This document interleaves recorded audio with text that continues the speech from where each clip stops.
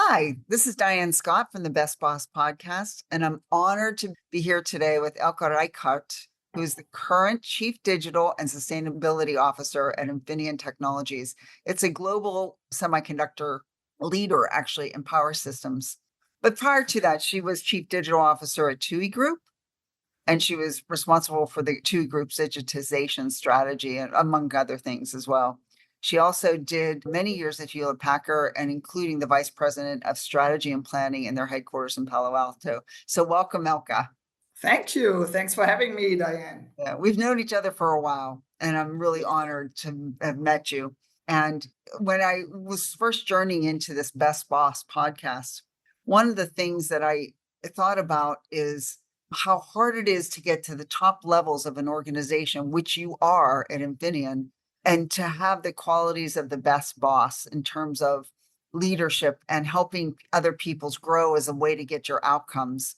And talk to me a little bit about that journey as a leader for you. How was that? Yeah, I had privilege and pleasure to be given a leadership role pretty early in my career. I was 3 years in HP when I was first promoted to a people manager, and then it really grew in size, in internationality, in complexity, so that it really gave me good possibility to grow step by step. Also, having had great leaders myself, from which I could learn, I think it was a really good mix. HP invested a lot in leadership trainings, but of course, the most you learn in the role itself, again, with great role models as managers I worked for, and quite honestly, also by making mistakes and learning from them as fast as possible. Over the years that I've talked with you, we talked a lot about how you get success. And you talked to me about wanting to be known as a good team developer, structurer, and working with the team. You are absolutely partially responsible for my journey into looking at best bosses as a means for rethinking, redesigning leadership. When did you first discover, or tell me about your theory? And one of the theories that you often mention is management as a service. Tell me a little bit about that, what that means for you. Yeah, having been in the tech world, there still is, a trend in the tech world that everything becomes a service, infrastructure as a service, software as a service.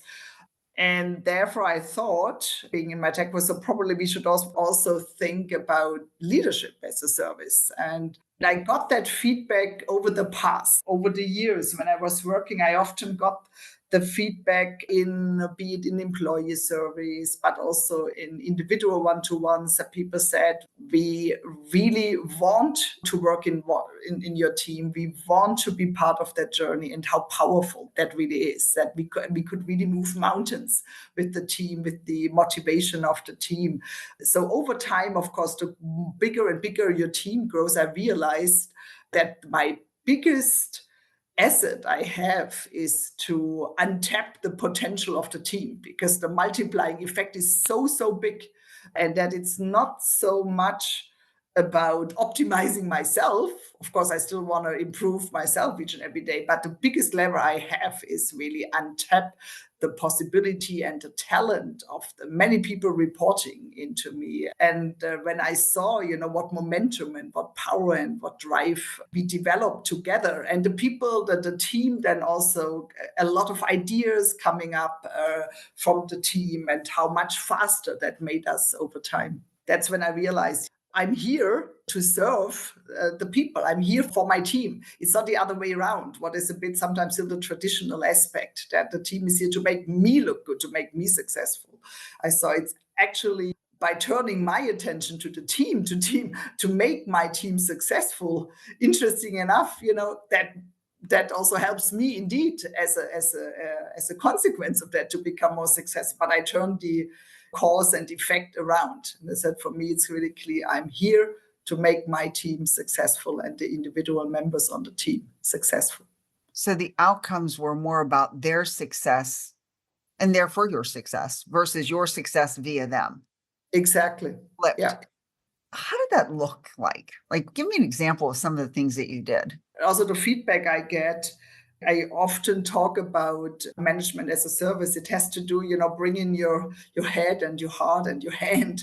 So the head is that I always give very clear visibility where we want to go, to setting the direction, setting the strategy, so that people can really make a very conscious and informed decision. Do they want to be part of that journey or not? And what is in for them being part of that journey? And then the other thing, the hard part, is really listening to them, being there for them, understanding what is their intrinsic motivation. It's really something. Do you ask them that, or do you I observe ask them. both? I observe, of course, a lot of it, but I also ask them what is their favorite part of the job, what is their least favorite part of the job, to more and more understand, what their intrinsic motivation is. And then, of course, I'm also a big believer of strength-based leadership, to really find the areas of strength of the people and put them on jobs where they can absolutely show their strength. It's interesting. So like you find out what they value and you find out what their strengths are. Sometimes it's different, Can be different. Yeah. And you work off of both of those aspects. Absolutely. Yeah. I spend more time now. That is also something I learned over the past. I spend more time trying to better understand the whole person, their private lives, etc. To your point, to understand their value system, what is important to them, what drives them, what are their red buttons. I spend more time than I did in the past, in my earlier years as leadership. And then the last, but certainly not least, the hand part, of course, you also need to do something for them. And most importantly, what they need, that you remove obstacles when they need, that you are there for them. I also always make sure, if there is an escalation, people can get hold of me very fast, that I keep flexibility in my agenda. If people need to see me at short notice, we find a slot. It's not that they get pushed out 3 weeks in my calendar. And I think once people, of course, they watch you in action. Actions speak louder than words. It really does, yeah. But when they see you actually really doing what you're saying, and you are removing obstacles, you are following the things you said, your direction, etc., then that builds trust, and this then again unleashes their potential.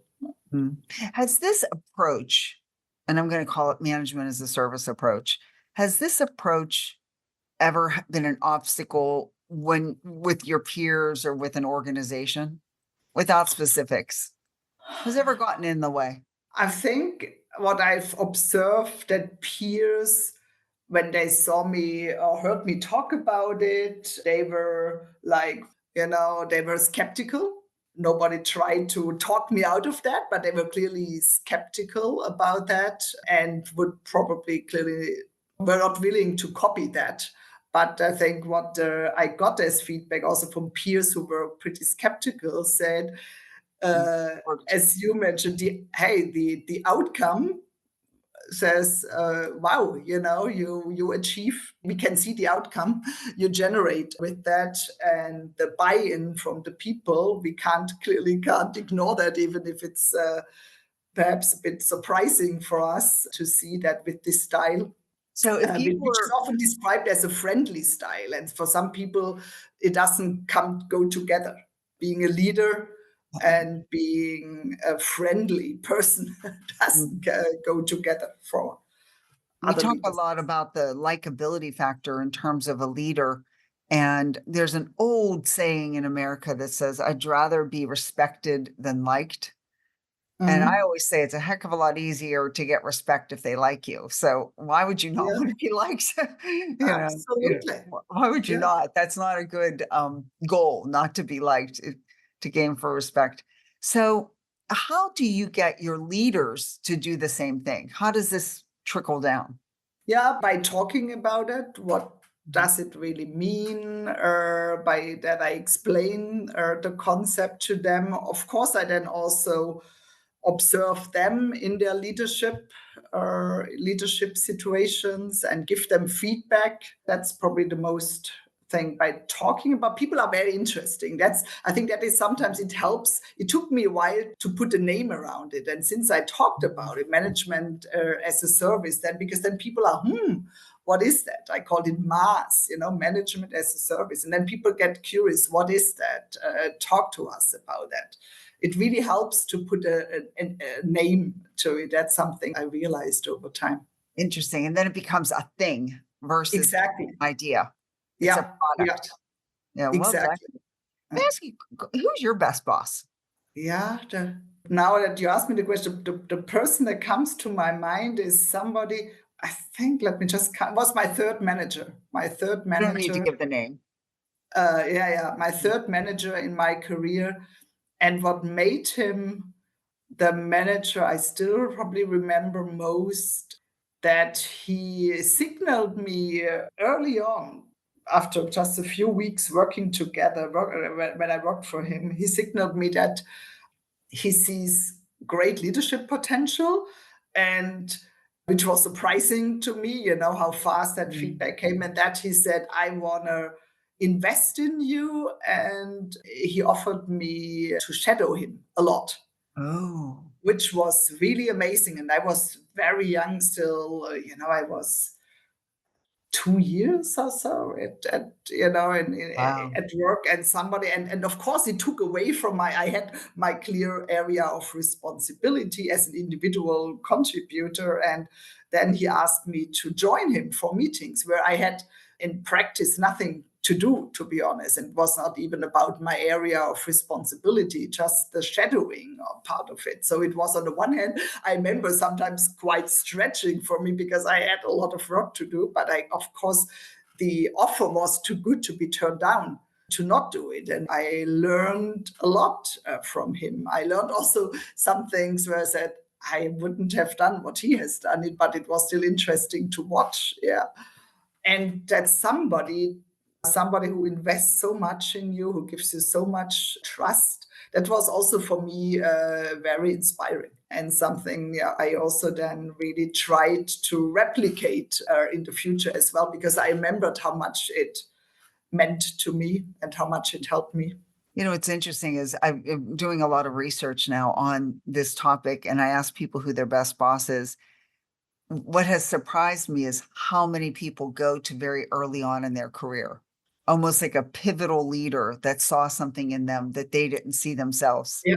I couldn't agree more. Couldn't agree more. And he promoted me then to my first people leadership role, etc. So you probably, now listening to you, it's probably not surprising. Many people refer to somebody early on because they are so pivotal, to just get your career started.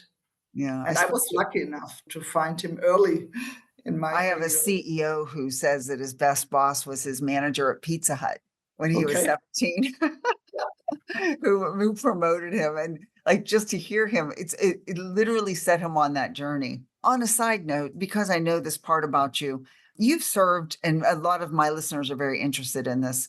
You have served as a paid board member for for-profit companies for the past 7 years, 8 Yeah. years. Yeah.